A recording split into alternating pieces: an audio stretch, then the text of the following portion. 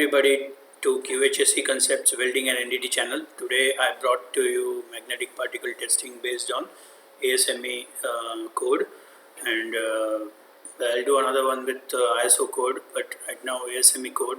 This is what I brought as a procedure, so you can see this and then you will understand the job perfectly well. In conjunction with this, you can also see the video we made on MPI calibration, so that will also improve your overall knowledge about magnetic particle testing. Magnetic particle testing usually not taken seriously in sites. I can see many sites they are just not taking it too seriously,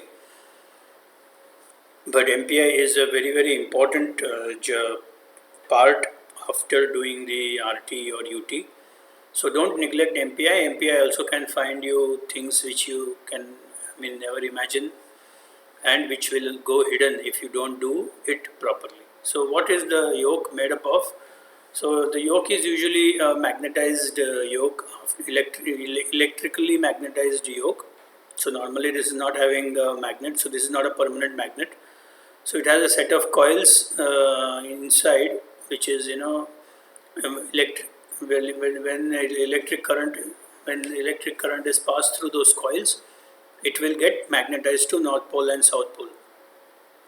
And when we press the button, which is red color, and then we put it in the any magnetic substance like carbon steel plate, the magnetic lines of force from the North Pole to South Pole, they get aligned, and if anything is breaking this alignment of magnetic force, then it is showing it as a indication.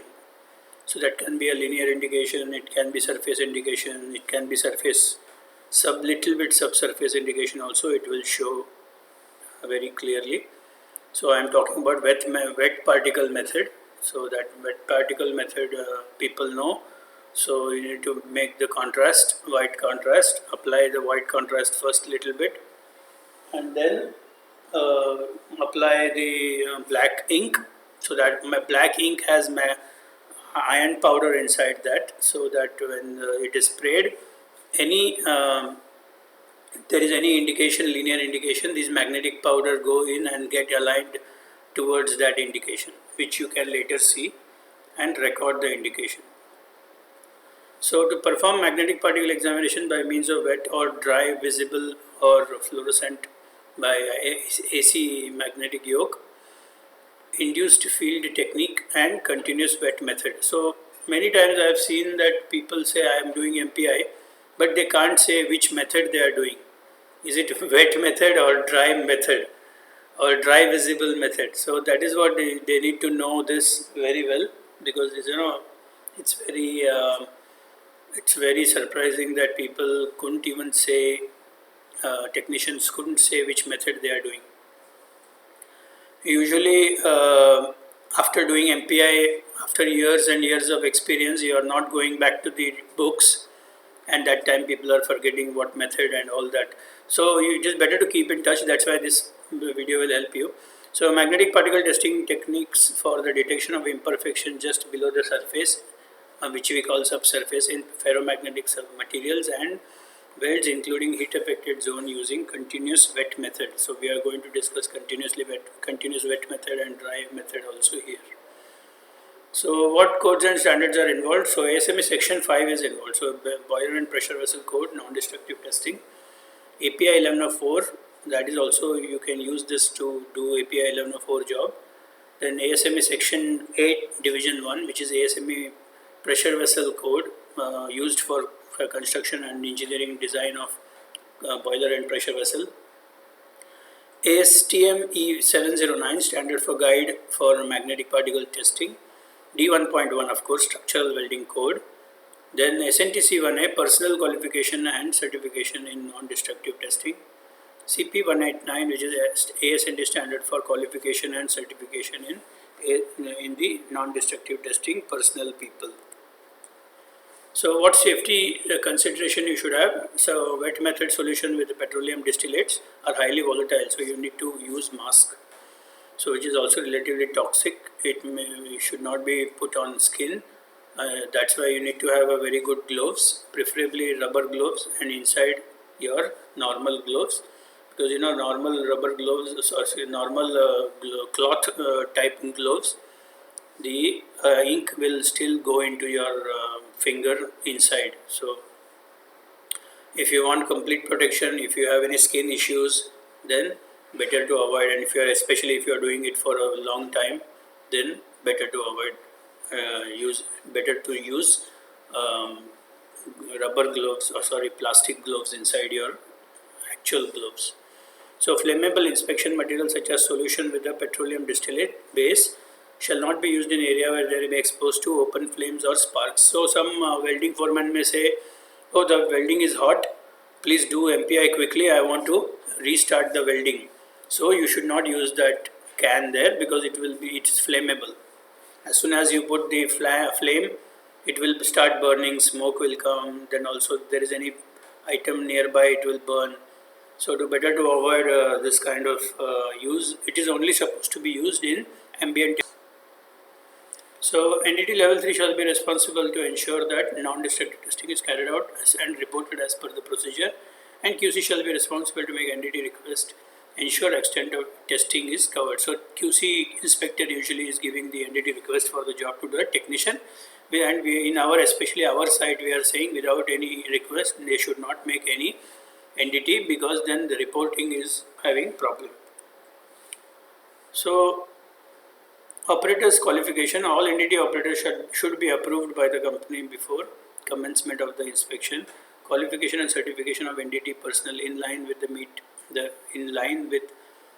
requirement, or in accordance with the SNT's SCP 189 or CSWIP PCN level 2 qualification. So all personnel involved in the testing and interpretation shall have proper near vision acuity, which is Jagger chart type J1, and color vision normally tested with a standard vision test chart, Ishara charts or equivalent. So they need to undergo they should have a valid eye test certificate with them inside the company, because it is, why it is required, because it is required for visual inspection, and since technician will be doing a visual inspection, it is required for him to have the certificate.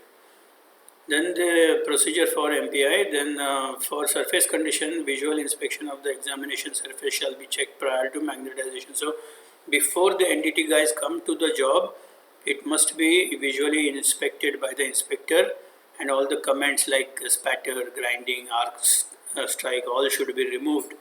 Then only they should call for the entity. So part surface temperature shall not exceed 316 degrees, sorry, 31.6 degrees is actually an error here. So when using dry particle as per ASTM E709 paragraph 5.2.3.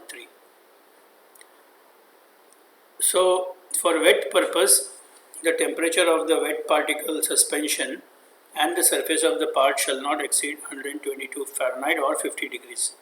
So the earlier one was actually for the, it's interpass temperature, so it should not exceed 316 degrees 600 Fahrenheit when using dry particle. So when you are using dry particle, naturally it will be higher temperature. You can still do but not beyond 316 degrees. But for wet particle method, it should be only 50 degrees. So temperature should be measured by calibrated thermometer, should not leave it to chance. Or you can also measure it by using temple stick if you have 50 degrees. So surface to be examined, and all the adjacent areas within at least 1 inch must be free of dirt, scale, grease, paint or any other foreign matter. Because why? Otherwise the indications will not be properly met. You will not see the indication. And this 50 degrees, many times in Middle East, the steel temperature is beyond 70 degrees. And even if you do take, only if it is kept in the shade, then only it will come down from 70 degree and all that. So if it is open sun, then it will be beyond 50 degrees. So what you will do? So better to take a umbrella and keep there where they are doing the MPI, so that the temperature comes down. So the inspection medium in the MPI particle should have high permeability, low irritativity, That is the quality of the MPI ink which is inside the cans, and should be of suitable size and shape to readily produce magnetic particle indications. So it should be tested.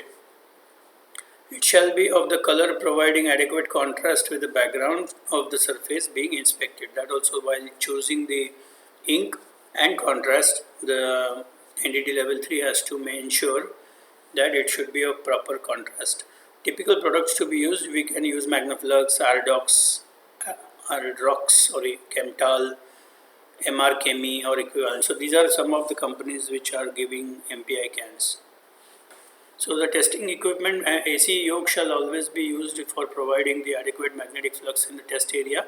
So you can see our earlier video on this, will be very knowledgeable on this. So permanent magnetic yokes are not permitted for performing as per standard. So MPI yoke, permanent yoke, if anybody is using, they are now not to be used.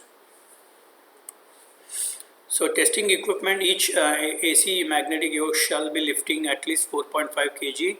This also is covered in our earlier video.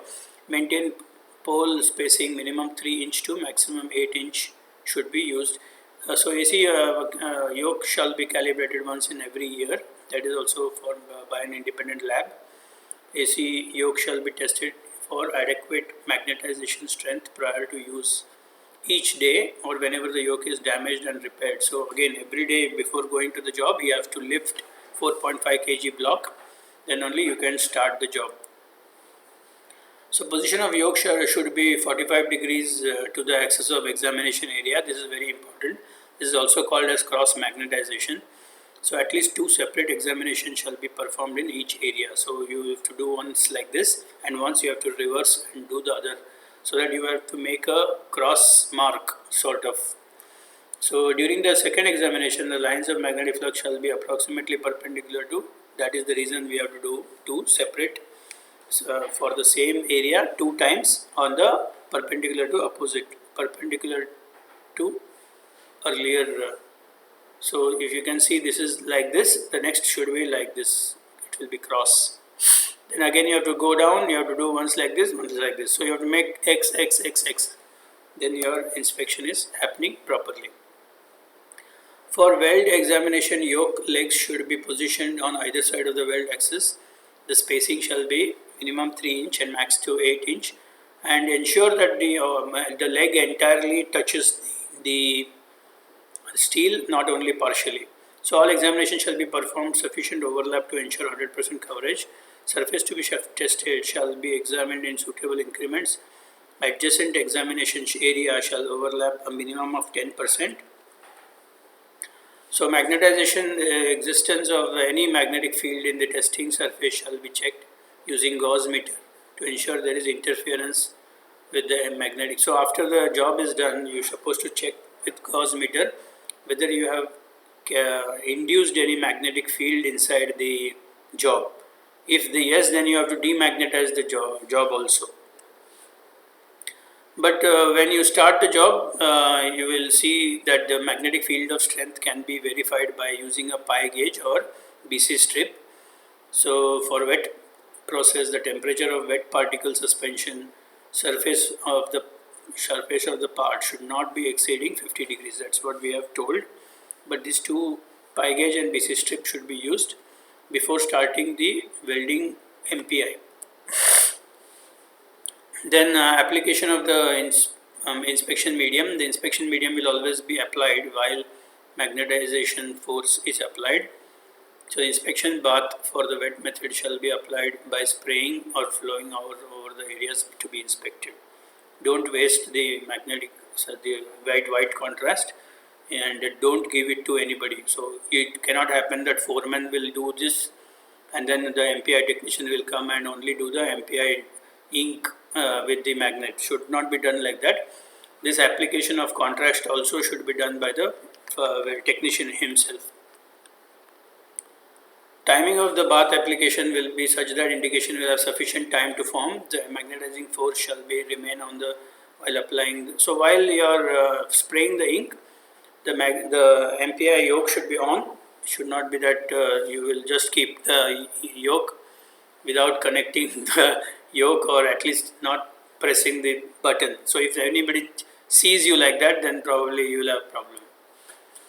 What about dry powder? Dry powder should be used, it can be used over hot temperature also. So using of dry powder, you need a lot of experience, and also you should know that dry powder can be used only for this 2G position or 1G position. You cannot use it in, when the pipe is, for the pipe joint, the position is from 1G, 2G, 3G, 6G. It is rotating all the while, so the powders will not stay in place. So what about the viewing condition? So while preparing the examination using daylight technique you should have at least 1000 lux on the job. So which you have to check by your lux meter. So without, if you should have a calibrated lux meter for this job. Otherwise you cannot do this task. And your client will always ask whether you are doing in the workshop how much lux you are getting on the job. So for fluorescent particle testing, the test shall be performed in dark area. The UV light shall be used, shall be allowed to be warm up for a minimum 5 minutes before measurement of the UV light intensity and commencement of the inspection. Examiner shall be in dark area for at least 5 minutes prior to performing this is for the adaptation of the eye to the dark viewing. Then the black light intensity shall be measured with a black light meter, and a minimum of 1000 microwatts per centimeter square on the surface of the part inspected shall be required. So the background light intensity shall not exceed 21 lux. Geometry. When the empty magnetic particle is impossible to do on a small diameter or welds, difficult to access, then the PT has to be done on that. So magnetic testing also has limitations. So ऐसा नहीं है आप किसी पे भी कर दिया तो भी आपको फिर जस्टिफाई करना पड़ेगा कि कैसा किया आपने, वो जो मैग्नेटिक योक है वो कैसा उस पर ये हुआ. सो if it is not able to keep the yoke properly, then you have to refuse to do the MPI. So linear indications are defined as those indications with length more than 3 times their width that you should know by heart. Then rounded indications are defined as indications which are circular or elliptical in shape with length equal to or less than 3 times their width. So this is also important. So relevant indications are indications greater than equal to acceptance criteria shall be considered as relevant. So what is relevant indication? Which is more than the acceptance criteria. That is all becoming relevant indication. Now when not a relevant indication, so any questionable doubtful indication should be reinvested by some other method, because you may get some indication which you cannot do by MPI, then maybe you can do PT and check. So the section at division 1 appendix 6 gives you you should know this, MPI technician should know where the acceptance criteria is written, so that he will not know, people will not doubt his knowledge. So relevant linear indication, relevant rounded indication greater than 5 mm, 4 or more relevant rounded indication in a line which is 1.5 mm or less edge to edge will be, you will have to assess them. I will give you a sample of how the transverse crack will look. So you will have to also do the demagnetization after doing the magnetization, because it is very important part of the job. So as only magnetizing equipment can be used as AC magnetic yoke, we do not foresee any residual magnetism on the job tested. However, residual magnetism if present in the tested part which could interfere with the subsequent processing, or you shall be demagnetized after completion of MPI. So residual magnetism shall not exceed 3 Gauss. So you have to check with Gauss meter if there is any magnetism in the job. So post cleaning and examination following each empty examined part to be examined shall be cleaned to remove all residual magnetic particle materials. If this is if you are going to do this in the live plant, all that, then you'll have to clean it. Otherwise, in the workshop and fabrication, usually it is removed during the blasting and painting operation. So what is he doing? This MPI technician is actually using his helmet light for doing this MPI. So why is this very important? Because you need 1000 lux on the job. So if you are going to do this MPI in the workshop or covered area, then there will be shadow, and in that shadow you will not get this 1000 lux. So all MPI technician mandatory must use this, and PT technician also must use this. Whoever is doing visual inspection, QC inspector must use this helmet light, and only then he can justify that he did MPI properly. So if any client catches you while doing the MPI and you are not using this light, and you are doing this in the covered area where there is tarpaulin everywhere, covered, so also it is in the fabrication shop, then naturally he will tell you with, because what happens with this floodlight, you can see floodlight is there, but floodlight on the job will not come 1000 lux. So 1000 lux can only come if you are wearing some kind of um, helmet lamp or something. So don't take this lightly. This is very important. For example, if I am the client, naturally I will tell that you didn't do the proper MPI and you have to repeat the MPI. So make sure this is a very key step in doing this job, and don't take it lightly. Don't take any chance. So with that, I will end the audio. With the end the video. I hope you like it. Please like and subscribe and share the channel.